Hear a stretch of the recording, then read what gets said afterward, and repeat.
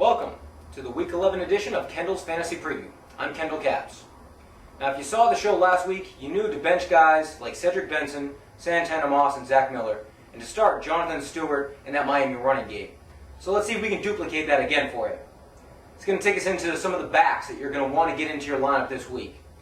Ricky Williams coming off a short week. They're going to play Thursday night. Ronnie Brown got hurt last week. Odds are he's not going to make it back in time. Therefore, Ricky should get 30-35 touches between runs and catches. So I expect him to have a big game going against that Carolina defense that's been shredded the last 5-6 weeks. Ahmad Bradshaw and Brandon Jacobs are a couple other guys.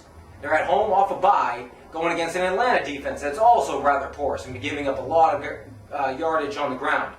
And they know, let's face it, they know how to win games. They know what they need to get back to. Their bread and butter, it's running the ball and playing defense. I fully expect them to do that this week. Both guys should have a pretty successful week.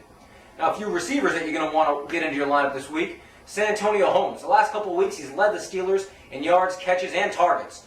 So he's somewhat surpassed Hines Ward a bit in that category. And they're going to be at home off the loss against Kansas City. I think they're going to expose that defense. He'll have a big week. Derek Mason, he's been flying under the radar a little bit this year, mainly because he's older, and you think of their running game, you think of that defense. But he's on pace for almost another 1,000-yard season.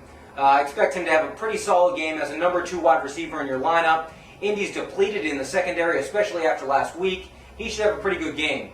And at the tight end position, Brent Selleck. He got drafted kind of late. I know a lot of you are starting him, but in case you're thinking about putting someone else in that slot, Brent Selleck every week is a money player. McNabb goes to him in the red zone. He's on pace for over 80 catches, almost 1,000 yards, and 10 touchdowns. You can't ask any more out of a tight end than that. Now, some of the guys that you're going to want to be wary of and possibly put on your bench. A few backs, Thomas Jones. He's had a pretty solid season with the Jets this year, but now he's going against a New England defense that they are going to be motivated coming into this game. Trust me, you're not going to want him in the game. The Patriots, they've only given up 3 touchdowns on the ground all year long. I don't see Thomas Jones doing very much this week. LaDainian Tomlinson and Darren Sproles, the teammates down in San Diego, there are a couple other backs that, despite their getting their running game on track the last few weeks, don't expect that to continue this week. They're going into Denver, where they typically struggle. Denver is pretty solid defensively, only giving up 4 touchdowns on the ground all year. If San Diego's going to win this game, it's going to be through the air the way they have the last few weeks.